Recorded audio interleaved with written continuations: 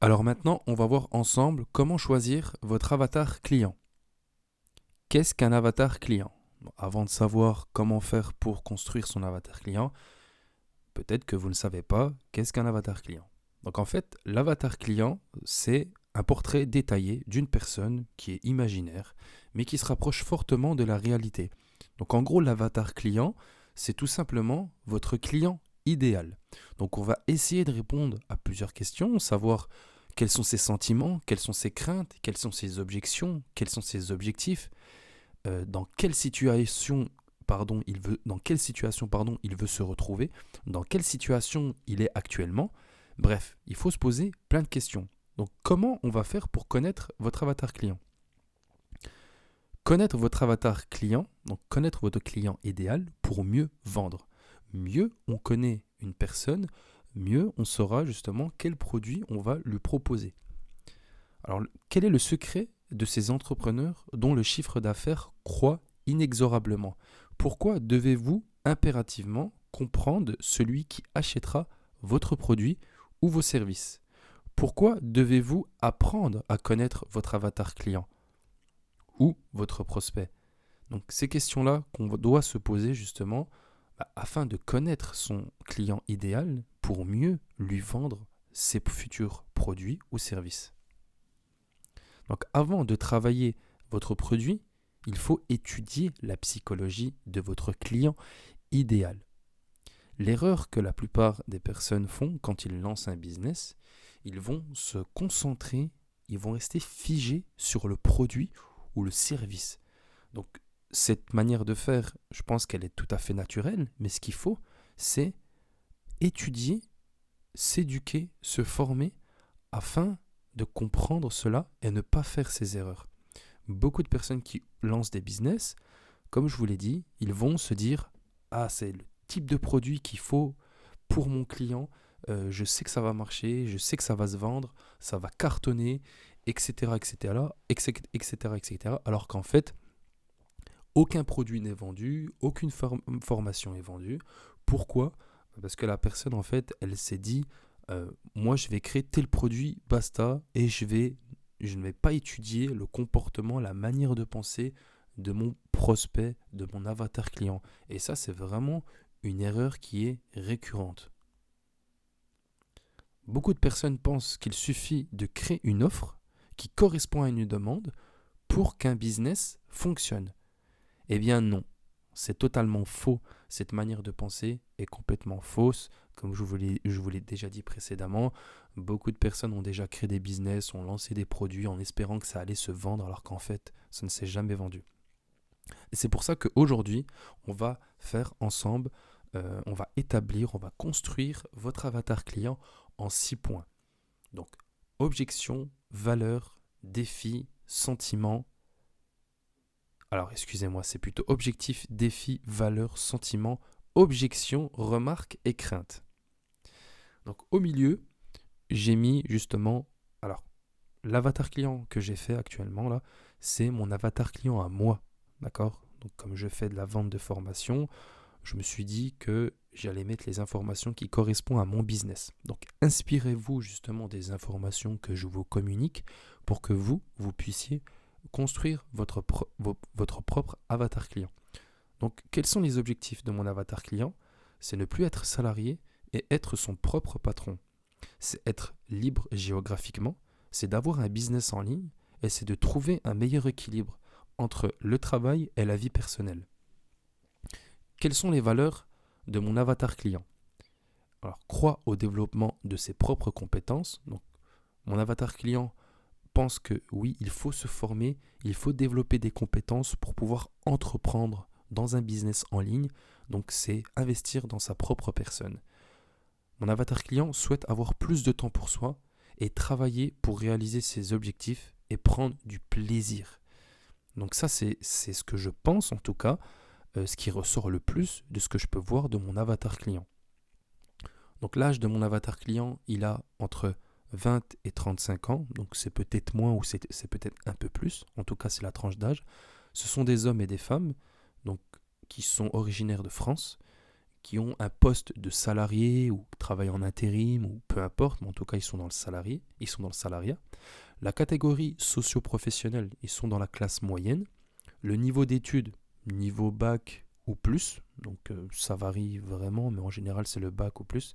Et l'origine, donc ils sont d'origine maghrébine et française. Quels sont les défis Quel est le défi Quels sont les défis de mon avatar client? C'est de vivre d'une activité en ligne. C'est de devenir entrepreneur et c'est d'obtenir cette fameuse indépendance financière et gagner plus d'argent que son travail actuel. Quels sont les sentiments de mon avatar client? C'est la peur de quitter son emploi et sa stabilité actuelle, sa stabilité financière. La peur aussi de la concurrence, donc la concurrence semble immense, peur de l'échec, peur de ne pas réussir, et cette peur de ne pas paraître assez crédible aux yeux des potentiels clients. Il y a souvent ce sentiment aussi de procrastination, ce qui arrive souvent quand on lance son activité en ligne et qu'on est entrepreneur. Maintenant, voyons les objections. Donc les objections que j'ai pu voir en tout cas dans mon avatar client, c'est le prix de la formation qui peut être un blocage, la durée de la formation, parce que j'ai des formations comme la formation agence digitale où il y a 25 heures de vidéo, et la charge de travail. Ça peut être les objections qui fait que la personne ne va pas se lancer, en tout cas mon avatar client. Les remarques et craintes, est-ce que la formation répondra vraiment à mes besoins? Est-ce que la formation est vraiment faite pour moi? Donc voilà, grosso modo, comment vous allez vous construire votre avatar client, d'accord? Donc inspirez-vous, faites des captures d'écran, faites pause et recopiez tous les éléments, toutes les informations et à votre tour de construire votre avatar client. Mais comment parler aussi à votre futur client? Ça, c'est très important de savoir comment parler, quel vocabulaire vous allez employer. Est-ce que vous allez tutoyer? Est-ce que vous allez vous voyer? D'accord? Quel type de vocabulaire mon client utilise aussi? Savoir comment votre client parle, votre avatar client, comment il va parler, comment vous devez lui parler et quels besoins profonds recherche-t-il à résoudre. Donc là, je voulais vous faire une petite parenthèse qui me semblait vraiment important dans la partie comment choisir son avatar client, comment construire son avatar client. C'est le marketing et la psychologie. Vous allez me dire, mais il n'y a pas de lien avec ce qu'on voit actuellement. Eh bien si. Donc, comment pouvoir, dans le descriptif, pardon, donc, le marketing psychologique, c'est une dimension du marketing qui s'intéresse à la psychologie du consommateur. Et nous, on s'intéresse justement à l'avatar client, ce qu'il pense, les sentiments qu'il ressent. Et finalement, c'est de la psychologie, d'accord? On s'intéresse à la psychologie de notre consommateur. Le but est de comprendre ce qui le motive, la manière dont il pense et prend des décisions. Et je voulais vous recommander un livre. Je vous rassure, je ne suis pas un grand lecteur, mais des fois j'essaie de m'instruire dans des livres qui peuvent m'apporter de bonnes connaissances. Et ce livre en fait partie, qui est Influence et manipulation. Ce livre a été écrit par Robert Cialdini, donc c'est un psychologue américain qui est auteur aussi, qui a théorisé le terme qui est la réciprocité. Donc qu'est-ce que c'est que la réciprocité? Je vais vous donner un exemple parmi les travaux qu'il expose dans son livre. Donc c'est une étude qui a été effectuée en fait dans un restaurant. Et cette étude en fait, ils ont mis en place en fait plusieurs serveurs. Et il y a 3 situations. Donc le premier serveur va venir vers la table de ses clients et il va laisser un pourboire et il va repartir directement. Dans la deuxième situation, le serveur va venir à la table des clients, il va laisser le pourboire, il va laisser la note et il va laisser des bonbons. Et dans la troisième situation, donc dans la première situation, il laisse la note, c'est pas le pourboire, je suis désolé, il laisse la note et il repart directement. Deuxième situation, il laisse la note et il va laisser un bonbon sur la table. La troisième situation, il va laisser la note sur la table, il va laisser un bonbon sur la table aussi, et il va sortir un bonbon de sa poche et il va dire à son client, ce bonbon est spécialement pour vous, et il va repartir. Donc, qu'est-ce qu'ils ont retiré de cette étude? En tout cas, qu'est-ce que a retiré Robert Cialdini de cette étude? Ils se sont rendus compte que dans la situation numéro 2 et numéro 3, dans la situation numéro 2, la plupart des clients laissaient un pourboire supérieur de 3,3% au serveur. Et dans la troisième situation, ils se sont rendus compte que les clients laissaient un pourboire au serveur supérieur à 20%. Et en fait, ça nous permet de savoir justement, donc ça en fait, d'après Robert Cialdini, c'est la théorie de la réciprocité. Et en fait, on peut voir qu'aux comportements qui sont complètement différents dans les trois situations, on peut voir que le client réagit de différentes manières. Tout ça pour vous dire, donc c'est très important et écoutez bien ce que je vais vous dire, tout ça pour vous dire que le comportement que vous allez adopter avec votre client, votre prospect, il va vous donner en retour.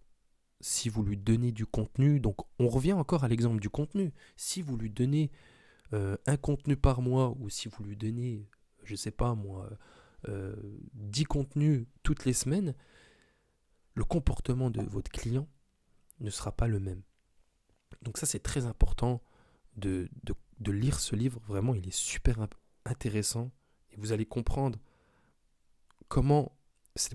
Ça paraît négatif quand je vais dire ça, mais c'est dans le bon sens du terme.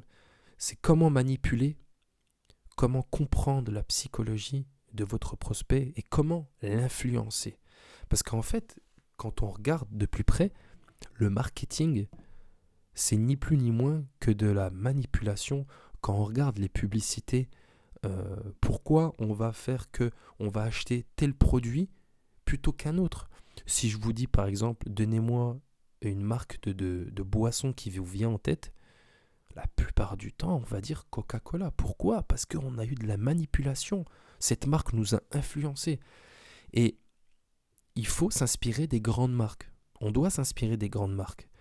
Et aujourd'hui, comment on peut s'inspirer des grandes marques? En regardant des vidéos, des publicités sur Internet et tout.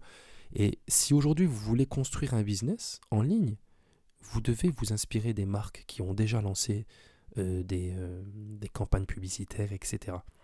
Enfin bref, vraiment ce livre, il est axé sur la psychologie, donc il est aussi axé sur le marketing, et je pense qu'il peut vraiment vous éduquer et vous en apprendre énormément sur la psychologie, le marketing de manière générale, et c'est justement en lien avec votre avatar client, le fait de choisir votre avatar client, comment travaille votre avatar client. Enfin bref, j'espère que cette vidéo vous a vraiment appris beaucoup de choses. En tout cas, elle vous a aidé pour construire votre avatar client. Et moi, je vous dis à très vite pour la prochaine vidéo.